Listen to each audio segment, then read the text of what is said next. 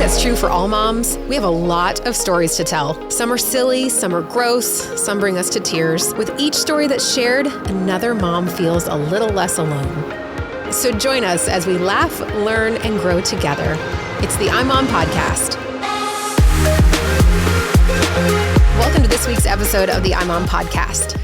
Today's story comes from me, Abby. I'm a mom of two boys. They're 8 and 10. And joining me today are Susan, the founder of iMom. She's a mom to 5 kids, all of them adults. One of them is Megan, who's also here. Megan is a mom to a toddler. And Chloe is iMom's social media manager. She's a newlywed. She wants to eventually be a mom. And she's confessed that she was a weird kid. So we can't wait to hear that story. And today's story is called I'm Weird Too. So here's what happened. One morning, we're getting ready for school. And my older son said, Graham's not coming out from under his bed. He's sitting under his bed. And this was like literally, we needed to be out the door in 10 minutes and they still hadn't eaten breakfast. So we were going into like panic mode, or I'm going into panic mode at this point. So I go into his room, I find him under the bed, and it's a loft bed. So it's not like he was crammed in like this like 6-inch space. I go in his room, he's sitting under the bed, curled up in a ball. And I was angry. I was just like ready to go in and like yank him out from under the bed and be like, we got to eat breakfast. But I crouched down and I said, what's going on? He had tears in his eyes and he said, I'm weird. And I was like, okay. And immediately, you know, my attitude changed, my countenance changed. And I said, all right, I'm weird too. What makes you weird? I'm trying to figure out what it is that's keeping him from wanting to come out from under the bed. And he said, I'm weird because my lips are all red. And it was true. I mean, because of masks. And it's just, you know, some kids naturally get chapped lips Cold really weather, easily. yeah. I mean, I don't know, oranges. Like we'd tried to figure out everything that could be making this happen to this poor kid. But I think it was also masks. His lips were getting all chapped and everything. And he didn't want to go to school because he felt like people were looking at them, even though he had his mask on like all day. And I had to tell him, you know what, son, we're all weird for some reason or another, but I do need you to come out from under the bed because you got to go to school. So let's put some chapstick on and let's get the day started. And, you know, it was interesting because my first response was, I'm weird too, because I wanted him to know that I know that you feel that way. And I know it makes you feel like you're the only one, but I'm here and you think I'm great. But I also feel that way sometimes. I also have insecurities. I also have things that make me feel different. And he didn't ask me what it was that makes me weird. But it kind of got me thinking about like, as moms and as women, you know, all these insecurities that we have, we encourage our kids that weird is good, different is good, yet we try to be like everybody else. We try to look and act and do like the people who influence us the most. So yeah, do we embrace that same attitude that we want our kids to embrace? What do you guys think? Like, do you think that that you're okay with being different? I think it's funny because I think you said I'm weird too, but didn't seem like it was a bad thing, but do you really? Mm-hmm. So for example, let's say you had some weird thing on your face and you had to go to a party, a wedding, something nice where you were dressed up and everyone was going to be looking great and you have this huge thing on your face and that people are going to stare at you. Would you be so flippant about it? Like, oh, I'm weird too. Mm-hmm. No. And I think that's the problem. I think we do value looks so much that it steals our joy, especially as women. It could steal your joy. And for him, it was stealing his confidence. Well, I find it interesting what you just said about, you know, it steals our joy. In the times when I don't have a mirror around, I'm so much happier, you know, like, or I work so hard on like the front of my hair to look nice. And then the back's like a hot mess because I don't see it. And so it's like, oh, I don't care about that because I just don't notice it. And it's, ignorance is bliss. Yes, it really is. Ignorance has become joy because I don't have that thing like holding up in front of me, making me feel different, making me feel insecure or whatever it is. I find sometimes that I am grumpy if something's wrong. Like if I go to put on a dress and I think, oh, I'm going to wear that dress or something, and I go to put it on and then it doesn't fit the way I am, I'm grumpy going to the party because I don't feel good about myself. Yep. And so that's the reason I said that to you. if we stop and think about it, what are we modeling to our kids if we're saying, oh my gosh, this dress is too tight, it doesn't fit me. If you say that out loud and your kids hear you, then they start worrying about when they don't look right too. Yeah, I'm listening to you tell this story about your son, Graham, and I'm thinking about the times I've put on an outfit to go to church and I don't like the way it fits and I want to throw a little pity party and not go to church because I don't like the way it fits. And I'm listening to you tell the story about your son. I'm like, oh, that's so silly. But I've done the same thing. Beyond our physical appearance, though, I think that a lot of women focus on their differences when it comes to the way that we raise our kids. Are we doing it right? Are we spending the right amount of time with them? Are we something that was weighing on me recently was, am I taking enough pictures of my kids? Or what am I doing with these pictures? Are they organized? Yes. Am I printing the pictures? I haven't printed the pictures, which means what happens if I lose my pictures? Or their school photos? Should I be printing them out and do I have them somewhere? It's like, I'm not organized enough, even though I'm super organized, but I'm not doing it right. I'm not doing the way that this person who presents themselves to be absolutely perfect seems to be doing it. It's like these insecurities come out about I'm not enough. And maybe that's the weird to us as moms, that maybe that's the word that encapsulates it all, is we're just not where we want to be.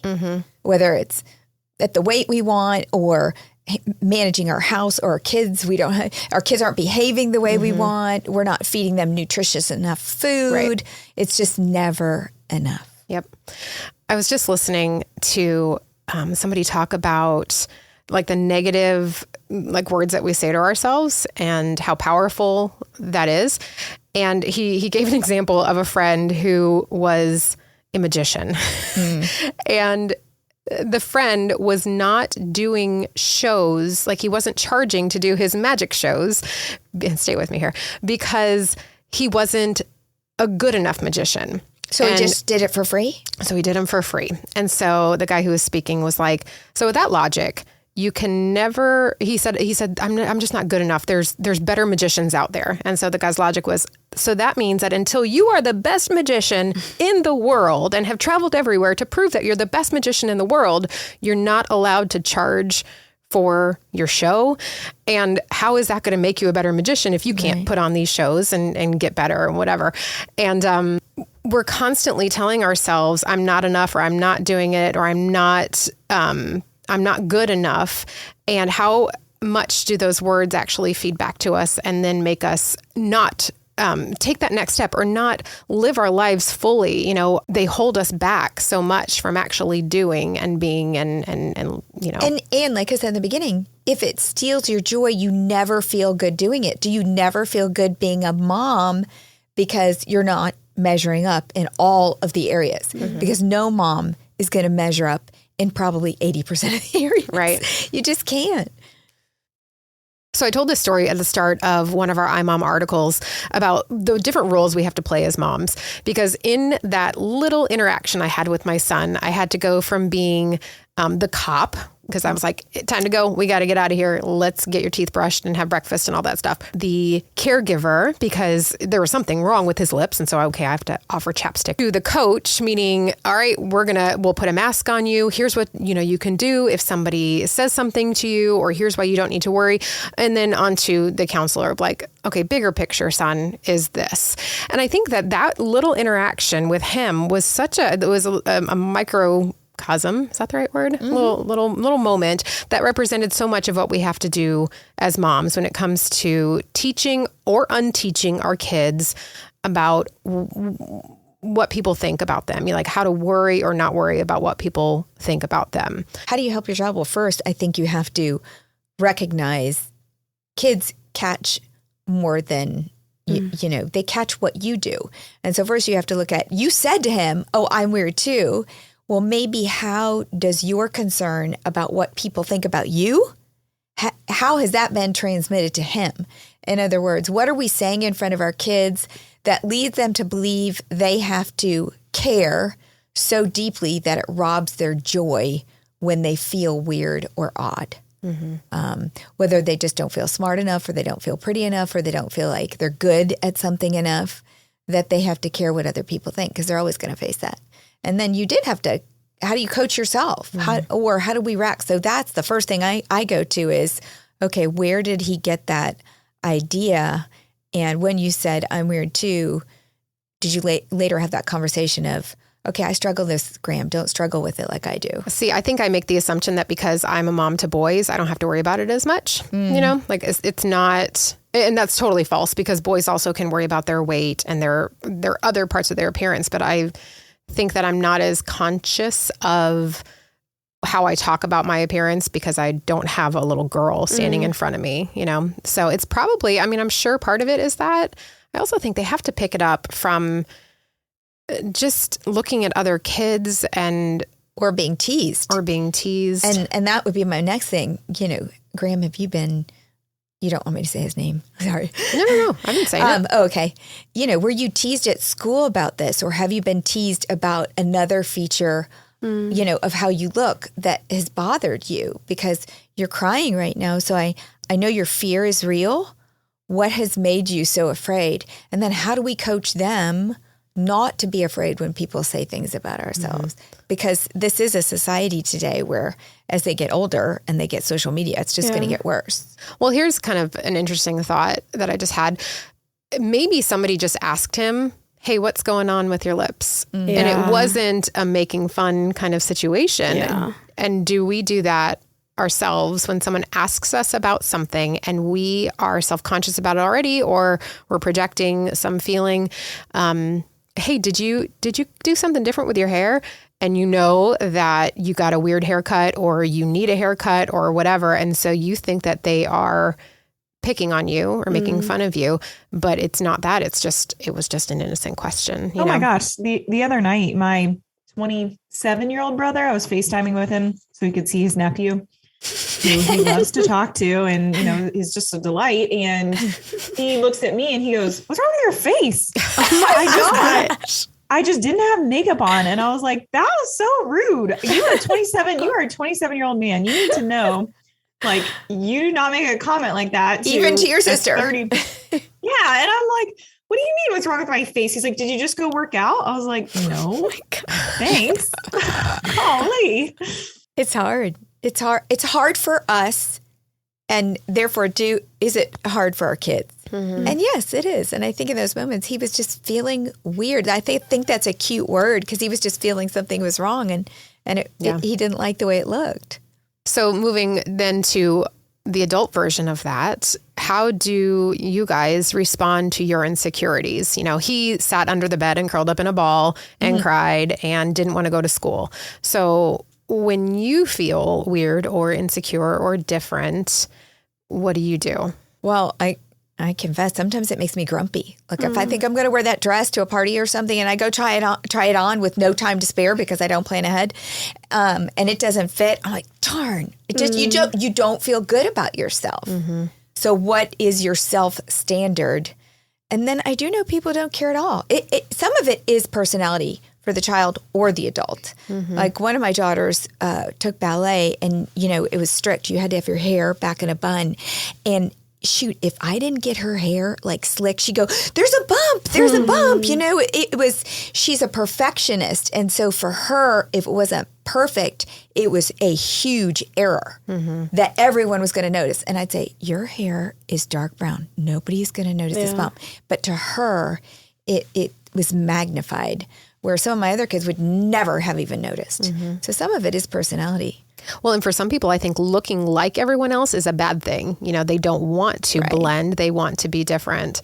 I was in New York this past weekend, and I said to my husband, I was like, there's something really refreshing about being in this city and being just one of millions of people, and so like anonymous, you know, especially as a tourist, you know, I don't know anybody there.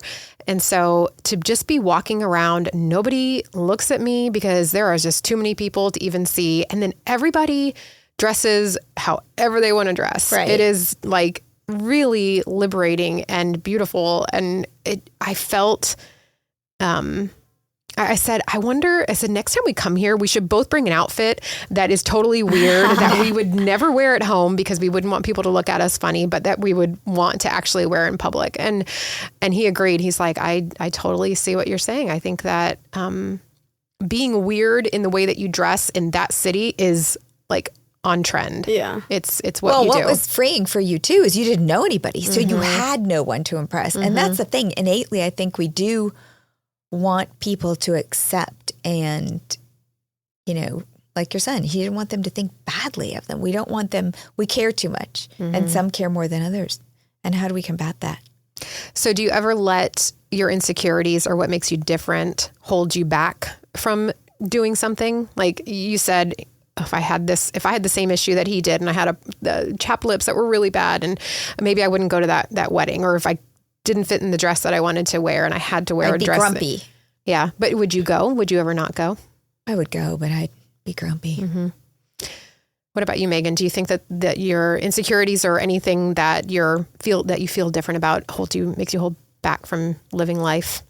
Yeah, for sure. I mean, I remember as a teenager and even sometimes as an adult, I would get these horrible breakouts and they were hormonal. And I mean, you can try everything under the sun and nothing will work. I mean, it's just one of those hormonal things that I think you at some point grow out of. But I remember waking up in high school and even in college and just being like, I feel like I can't go out in public because this is so bad. And I think I just got to a point of like, I did not want to miss social outings and so many people struggle with breakouts and different people break out at different times and everyone has something that they don't like about how they look. And it took me a while to finally get to that realization, but I just had to realize like, okay, this is temporary. It's not permanent. And yes, it does not look great, but got to keep moving on and pushing through and hopefully it'll go away at some point. Not let it steal your joy. Right. And easier said than done. I mean, there was a lot of days. I mean, I went to so many dermatologists and tried so many different products and wasted so much money. And it just got to a point where I was like, okay, I just need to, let it go. And hopefully eventually it'll all grow out of it. And I did. I mean, occasionally with hormones and things like that, sometimes I'll still get one here or there, but it was pretty bad when I was in high school and even college, but you just learn to kind of move on and realize that everyone has something and no one notices it more than you do about yourself. No one is thinking about you more than you're thinking about you. Yeah. Yeah. I think that I let some insecurities, sadly, I think I let them hold me back from experiencing life with my kids, like being this silly mom or getting physical with them, like at a park or whatever, just because I'm not the most coordinated or the most graceful. And so the idea of like playing a sport with them, like I know my younger son and I played catch in the front yard with a football. I didn't catch the ball once and he didn't catch the ball once. So it was basically like, what a show. I tossed it to him and it landed on the ground and he'd pick it up. He'd toss it to me and it would land on the ground and I'd pick it up. Oh my gosh. And the only reason I even stepped out of my comfort zone to do that was because it was in my front yard in the middle of the day and nobody was around to watch me and point and laugh. Right. When I'm sure if I saw a mom and her son doing that, I would be like, look at her. She's awesome, but it's all in my head of me saying, no, that you can't do that because you're not good enough to do that. You're not talented enough to do that, Yeah, I think a big insecurity of mine just growing up was just that I was a weird kid. Like I felt like my personality was just very over the top. And like I actually was just talking to a friend about this the other day. I remember the week before school, every year, I would be like, I'm going to be quiet this year. I'm going to be quiet. I'm going to be aloof. I am going to be mysterious. I'm not going to be just as chaotic as I always was. And of course, it would last like a week or two. And then I just would like revert back into my personality. And I always hated my personality when I was a kid. I thought it was just so much to handle. And now I love my personality. And I think it just came with growing up and learning that I'd rather be too much than not my full self, because like I think it's like served me to be friends with a lot of different kinds of people. And but I think the way I learned that is because I did grow up in a home where my parents really encouraged me to be my most authentic self. Like, I never had parents who were telling me, you know, to minimize my personality or to be less. My parents never made me feel like I was too much for them. I always felt like I could be my full self. And just over time, I became more secure. And I did get picked on. People called me a spaz. People called me, you know, all sorts of stuff. I got in trouble a lot at school for talking too much. Shocker, I know.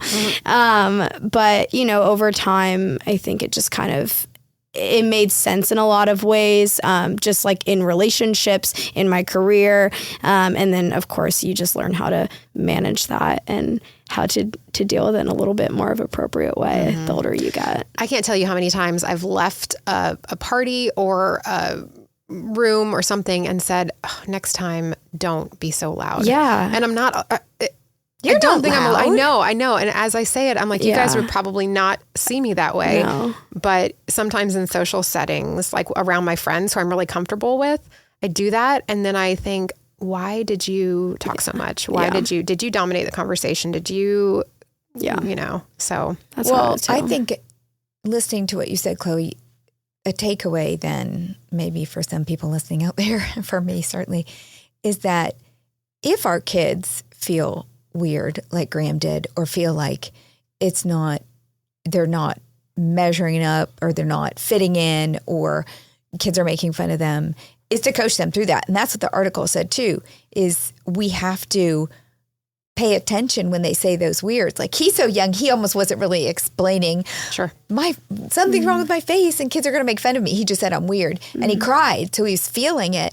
Is like your parents, Chloe, to walk you through it, because guess what? All those immature weird things we do kind of grow out of, especially if we're coached properly. Yeah. Or they will become a stumbling block forever. And maybe that's one of the problems today in our society. If you see of all the people, you know, getting plastic surgery and doing all these things, is because maybe their parents didn't coach them. I don't know. Yeah. Why are we having such a hard time being who we are in this world today? Is it social media? You hear also a lot of kids committing suicide.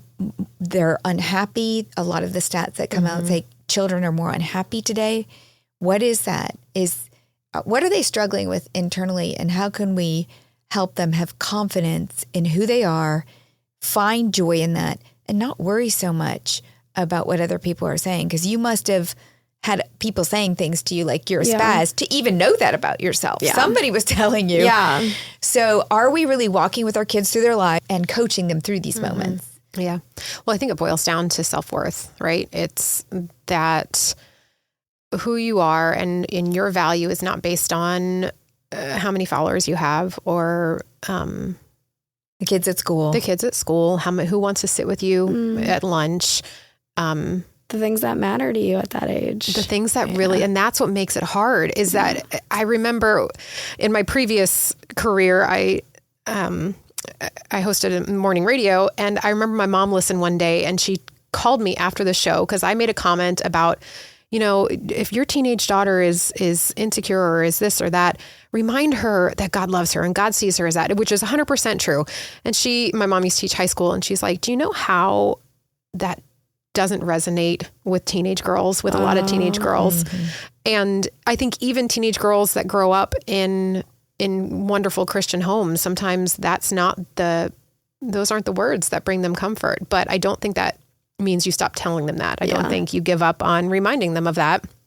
and modeling it. And modeling it. Yeah. You I know, think that's... and not making those comments, self-deprecating comments about yourself in front of them. Or your husband. So what about, I mean, we're talking about kids and self-worth. What about your own self-worth then as a wife? Like, what do you think, do you struggle with that ever, Megan? Yeah. And I think definitely, I mean, I think too, as you have kids and more kids, your time just gets even more divided. And I work full time, but I also have a toddler who has a tough schedule, and I've had to make it work. And with working full time, I rarely ever have dinner made, which is not great to come home to, I'm sure, as a husband. And I'm like exhausted because I'm working and taking care of a toddler. And so I feel like at this point in my life, I don't really do anything well because I'm divided between multiple things that I'm working on. And I'm sure as we have more kids, that's just going to even get less and less. Whereas I see friends and people I know and things like that, and they're talking about like these amazing gourmet meals that they're making for dinner and yada, yada. But then I like have to remember, A, don't compare, and B, everyone has a different situation and everyone struggles with something. And so, yeah, I think a majority of the time, I feel like as a wife, I'm not doing anything well, essentially, between work, being a mom, being a wife, and everything else going on. Do you think about that every day? Does it steal your joy? Is it kind of like always underneath the surface, like, oh man, blew it again today? Yeah. Well, some days are better than others. I mean, it's kind of always there. I never feel like I'm able to give anything 100% versus, when I was young and single and working, I could work as many hours as I needed to and get whatever I needed to done. And that was my main focus, that and my social life. And that was it. So I know this is different because it's the difference between moms and dads. But when we started the program, All Pro Dad, a few years later, people said, well, what are you going to do for the moms? And so we decided, okay, we're going to start a mom program. And all the guys in the office said, oh, let's call it All Pro Mom.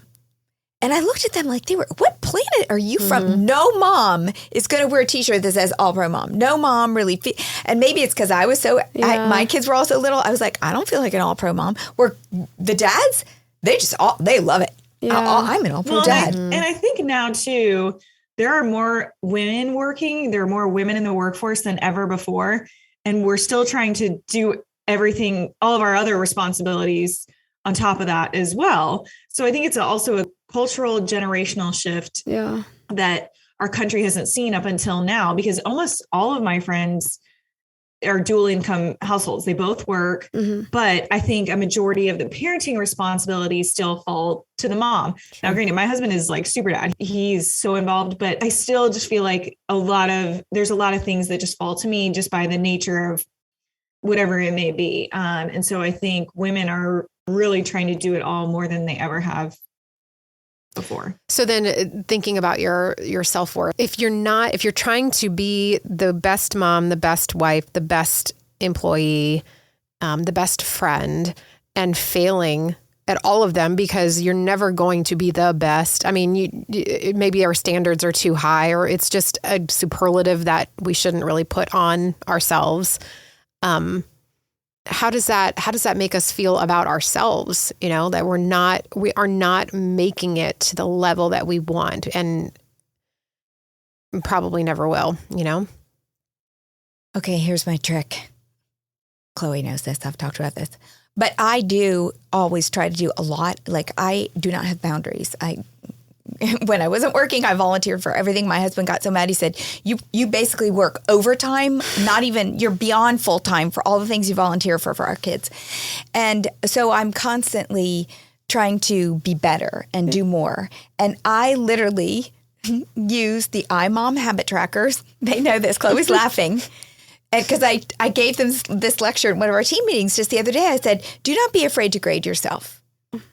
And take that raw, honest truth. And I literally change every month. Most of them carry over from month to month. But I make myself feel good about myself. I choose the things I want to focus on. And at the end of the day, I total it up and I give myself a grade. Did I say a kind word? Did I take my vitamins? Did I exercise? Did I reach out to somebody? Yeah. Did I work on Bible book club? Did I have all these things. And they do change from time to time. And I'm okay if I get a D. I'm okay if I get a C. If I get a D and C for a week every single day, then I start going, okay, I'm off track. And then I feel good when I get an A. Man, I had a great day. But it's for me.